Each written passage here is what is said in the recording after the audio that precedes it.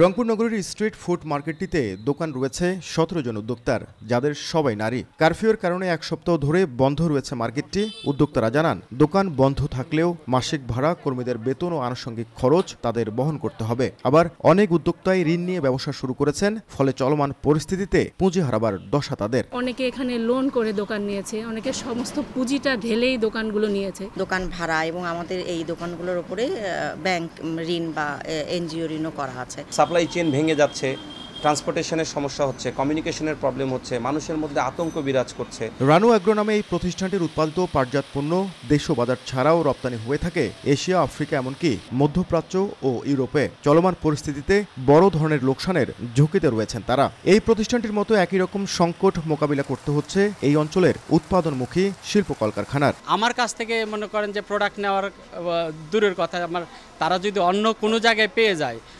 সহজলভ্যভাবে, তারা সেখানেই এগিয়ে আসবে। পোর্টের যে ডকুমেন্ট সেটাও আমরা নতুন করে ইস্যু করতে পারিনি, কারণ ইন্টারনেট তো সচল ছিল না।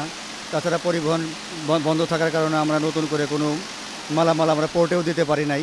নগদের কাছে সব গ্রাহকই প্রিয়, তাই তো সারা দেশে ক্যাশ আউট চার্জ সবচেয়ে কম। শিল্প মালিকরা বলছেন, কারফিউ ও ইন্টারনেট সংযোগ না থাকায়, সময়মতো পণ্য সরবরাহ করতে না পারায় এরই মধ্যে বিভিন্ন দেশের ৩৫ থেকে ৪০% অর্ডার বাতিল হয়েছে। এরকম নির্দিষ্ট টাইম বেঁধে দিলে ব্যবসায়ীরা কখনোই ব্যবসা করতে পারবে না, কারণ ব্যাংকের সময়সীমাটাও কম, এর মধ্যে আবার নেট ভালো থাকছে না।